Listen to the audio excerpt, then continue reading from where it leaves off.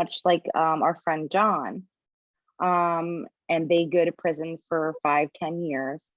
And what they do is they try to get them ready to come out into the real world, right? No, these are these are serial killers. There's everything. And they release them? No, they're not released. The prison itself, is like almost like, I would say Club Med, but there's no locks on their cells. They wanted the prison atmosphere. They want to mimic the real world as much as possible. This is in Norway. This is not in North America. Well, there is your Norway example. Well, there's one example, and I'll tell you about that. But the Norway example is to show these guys not dehumanizing them. So almost like a reward-based system. Now there is, there's walls up and everything else, but they just have jobs. They have things to do. There's counseling. It's a community, like you said. Exactly. It's community. The officers are trained for years in counseling, or 2 years of course, like counseling and how to interact with people, like treat them like humans. Where American prison system, you can't even talk to a guard more than a minute or two because they're going to think you're snitching. You're going to get beat up in prison. You're going to get attacked. So again, it's punishment-based style. Well, 20% recidivism rate, best in the world. The only prison facility as of now mimicking that model is in North Dakota, which surprisingly has the lowest recidivism rate in America. Also about 20%, 24%, I think was the last tally. Wow. So I want to highlight where psychopathic minds are just a violent offender, the minds itself, with this more of a reward-based, not punishment-based, like to treat them like humans. Because you think most people who are violent offenders, the community they lived in, whether it's abusive family, they don't know, not all of them, there's still evil people out there, but they don't know love. They don't know kindness. They don't know how to treat people with respect. No one ever put time and effort into them to train them, to teach them to be a good human being, or just to show basic kindness itself. So these facilities that are doing that, 20% recidivism rate versus 70%. So that's, when you say recidivism, so I thought we were talking about like some serious offenders, serial killers. I mean, these people are getting out not serial to repeat killers. Again, or what's going on there? I don't understand. No, that's just violent offenders in general. Yeah, serial killers, okay. Obviously, more likely they're not getting out. That's just, I mean, some could get parole. Some like Charles Manson, the Manson family, Charles Tex Watson, who did most of the killing, who's in my book. I know him I'm very close with him, and another Manson member, Bruce Davis. He's also in my book. I got close to him also. Manson family members have been granted parole numerous times. The governor ain't going to let them out. They're going to be rejected, so they're never going to see the light of day. So you can be a mass murderer and get out one day. You can get on parole. But I just meant just overall in general, violent offenders who are incarcerated, there's literally on average a 70% chance if let out back in the world, they're going to do it again because that's just their mentality. Yeah. Right. Mm-hmm. So I'm highlighting. That's what I thought you meant. I thought these communities they were building in these prisons were meant for the people who were going to be released back into this is the prison itself. That's just the way the prison. I like the idea.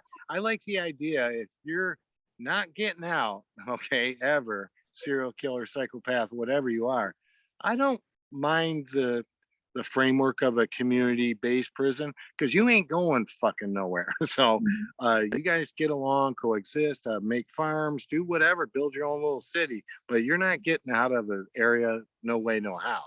I like that approach as opposed to, let's just put them in a cell for the rest of their life. Yeah. I'd rather be dead. I'd rather you give me the fucking electric chair.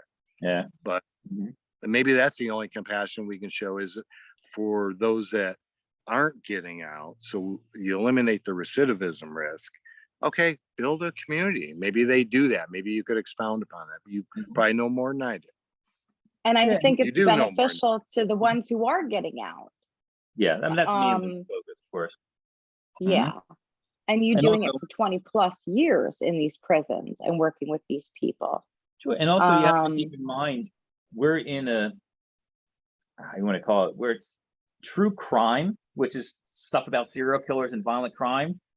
It's all the rage right now.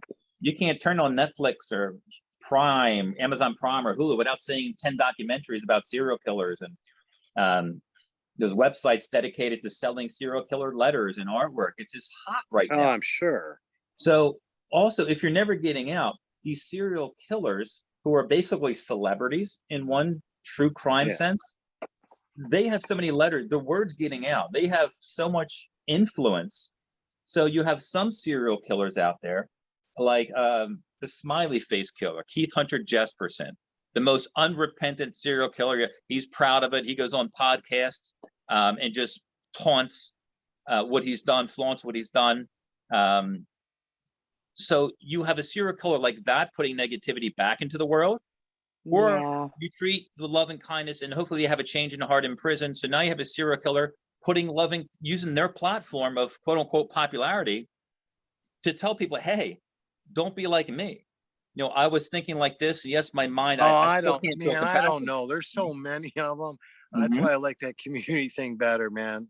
I don't know what the line of demarcation is, but hey, all you fucks, go in one area, and as humanely as we can be, you can coexist amongst each other, but you're never getting Keith, out. it's like that program they do where, and I don't know if they still do it, but for the youth, they have that Scared Straight, where the kids, when they know they're going down the wrong path, they bring them into the prisons for the tours, and the inmates scare the daylights out of these kids to get them to.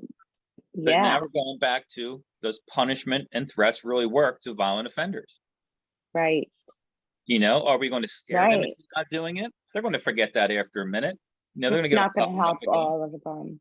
They we have to show them another way.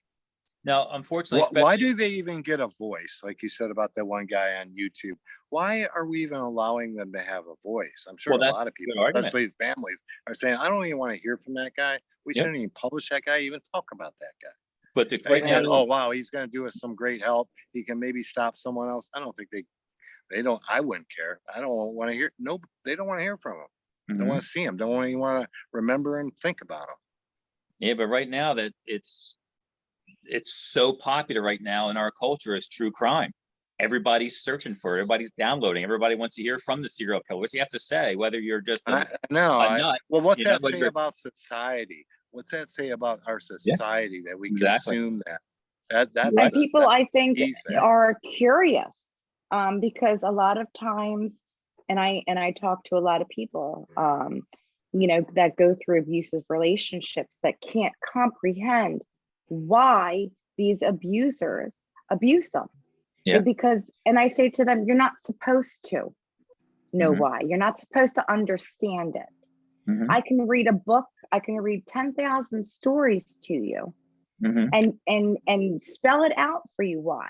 But to really let it sink in and comprehend, you're not supposed to know that because you're not that type of person, or you don't have that, that base or that way of thinking. You have to be that type of person to understand that type of abuse.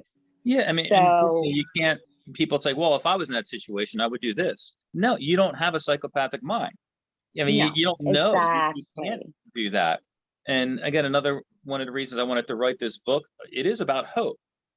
There is hope for this. So if you're, I mean, even the new book I'm writing with Yu Masaki, that one of the reasons he agreed to give me all his information was he wants to make a change for the world. Or if you're like me now, he has Asperger's, a form of autism, schizophrenia. I mean, he's out there. He has a lot of mental issues, but he doesn't want anybody else to end up like him. Like, hey, if you have these thoughts, number one, this is probably why. You might need an MRI. You might have this or this form of autism, or whatever condition that you might have. But there's a lot of people who don't know where to go. Now, I'm going to include this in my new book. I don't know if I told you this or not, but once Yu Masaki decided he was going to kill this lady or try to kill Maggie McCombs, the girl that he was after, there's about a year span of time. He knew he was going to kill her, but he was thinking, why do I want to kill her? Why do I want to kill her? He went online. He went to his school, the college, and got an internet access. He said he went up one of those, 1-800, like www.askadoctor.com. Got a hold of a doctor on there. He's like, listen, I'm really going to kill her. I'm really going to kill So somebody. he was aware that he had this compulsion or obsession. Yeah, he didn't And know. he was wondering what the hell's going on. Where's this From coming infancy. from? Yeah, I mean, being autistic at that level of autism from infancy. Wow. But he went on the website, and I'm not sure if it was a real doctor, if it was the automated message coming up, but they wanted $20 to get an answer from the doctor. So Yeah. turned it off and went out. So here's a life, 2 lives that were destroyed. One was murdered, and the other one is paralyzed now forever. But he sought help. He actually reached out for it, but they wanted them to pay. Him to pay money. He didn't have any money to pay. But he doesn't want other people to end up like him. He wants to give people hope and open people's eyes to neurology, to neuroscience, and the studies and the breakthroughs that we're seeing. Wonderful. Especially the areas of the frontal lobes. And that's the gist of new book coming out. The first book I did touch on what makes a psychopathic mind. A lot of it's head injury. So if this front cortex gets damaged, yes, you're not going to feel any more fear. You're not going to have empathy. The stop button, like when someone cuts us off in traffic, The you impulse. in the curb, but then we stop. Yep. And we'll leave it at that. They don't have the ability to stop because of a brain abnormality. Now mix in, you have no fear, you have no empathy, and you just rage inside of you that from a head injury. Almost all your major serial killers throughout time have had serious head injuries mixed in with childhood abuse. The commonalities, what's the sample size? What are the commonalities that you know of that these serial killers have? What are the traits? Like, what is there a top 10 list or? Yeah, pretty much. I mean, one, there's areas of the brain that now we can test. For example, they wire your brain up and they make you watch either TV or images that come up, scenarios that come up, or it could be very violent and what we would figure disturbing and violent. We can see what areas of the brain light up and go, I don't want to see that. So we know that lights up this part of the brain. Well, when somebody looks at another scenario like that and have no reaction at all, we see the areas of brain that don't light up. So, and multiple things with fear would normally cause somebody fear, that part of the brain isn't working or has been damaged, head injury, or we're just born that way. So if somebody doesn't have fear naturally, whether that part of the brain from birth hasn't worked or from a head injury, they don't have the emotion of fear, remorse, empathy. Right? Yeah. So if you don't have that, it doesn't make you a serial killer. There's a lot of people, a lot of famous neurologists and neuroscientists write books, have a psychopathic mind. Now, relationships are a little harder for them. Their spouse or girlfriend has to understand this, and I can't relate on certain things. I know what's right and wrong, but I can't feel right and wrong. Well, you can have a mind like that and be a great member of society, but you're going to be probably the best person to be on the bomb squad. You don't have fear.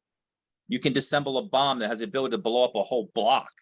You're a test pilot, a race car driver, cliff jumper. Now, since you don't feel like other people, it takes that bit of a rush like a race car driver to feel any emotion at all. So they can still be a great member of society. But that same psychopathic mind, go back as an infant, as a child. Now you're sexually and physically abused by your father. Your whole childhood was nothing but feeling hate and physical abuse by people who should have loved you the most. Now, with a psychopathic mind that you were born with, now mixed in with physical abuse, heaven help the victims of that person. Because now there's no stopping mechanism, all the rage and fear, that's the perfect storm. Now, I said, childhood abuse or head injury or born with a psychopathic mind, there is no perfect concoction, but that seems to be the majority of people. Childhood abuse mixed with head injury or brain abnormalities, can cause people to do. Keith, you also said born with a psychopathic mind. Mm-hmm. I understand the head injuries and the other things. When you say born, that's the way. Are you seeing that same data pattern? Is it like lighting when up they that do the EEG that you're born with that? You're born with that? Exactly. For example, the amygdala, 2 little tiny guys, in the frontal part of the lobe, frontal part of the brain here. Some people are born with their amygdala 20% smaller than they should be. I added this study and coming up in a new book where the odds of you becoming a violent offender increase I think you have 3 times more, 2.5 or 3 times more likely, because you were born with a smaller amygdala. Wow. You know, A smaller what? Because I'm gonna have to go get that checked out. Hey, go measure Amygdala. these Yeah. fuckers, man. I Yeah. want to see my propensity for being a serial killer. Yeah. Blake suffered a very severe injury Mhm. to Actually, his 2. And I was just noggin too. Yeah. no. Here's a funny story. And I was just telling Josh on the boat that we were talking about fight or flight because his dog jumped off the top of the houseboat. It's an Oh, 8-month-old German Shepherd, Mhm. and it jumped off into the back of the boat. It didn't hurt itself. Giselle's a monster, Yes, but she is it's that fight, beautiful. fear, or flight, and he chose it. So I was telling him about me. I had that fear or flight thing. My dad was coming home from a hunting trip in Wyoming, and my twin brother and I are on top of the fucking roof where we're not supposed to be. Climbed the willow tree. We always get up there. Well, fuck, my dad comes home early. I think we're only 7, 8, maybe. Long story short, we saw him at the bottom of the hill coming up in the station wagon, and I fucking panicked and I jumped and I landed on my feet, but my trajectory slammed me forward right on the fucking concrete with my head. Oof. Pinocchio, way out like that, run around the yard, blah, blah, Uh. blah. But x-rays show that I have this huge calcium deposit, maybe the size of like at least a quarter, maybe a $50. It's a perfect circle. And it's right in the middle of my forehead. But the one you're Right where the talking third about, eye is there, Blake. yeah, it's definitely a third eye. Yeah, I'm always watching you. Yeah. Georgette. Yeah, but yeah, I had another head injury, 20 staples in my head. I got in a car accident, sort of a head on. But yeah, I don't have the propensity to be a serial killer. Yeah. But I'm gonna have those 2 fucking things checked out. Because I just want to double check. I think I'm too old to be a serial killer. Let's ask that question. What's the age range of these serial killers? Good There's not really. I mean, from youth. I mean, if you look at the story of Jeffrey Dahmer, he was just a late teenager, when he started killing. I mean, because like I said, They do know early on. They do show signs early on. Yeah, definitely. I mean, whether it's hurting animals, well, or that's usually the curiosity, right, of using animals, starting fires. And in psychology, a lot of times, and this is a lot more towards like schizophrenia, but it does show up between a certain age. It's very rare to get diagnosed or get something like that diagnosed under the age of like 19 or 20.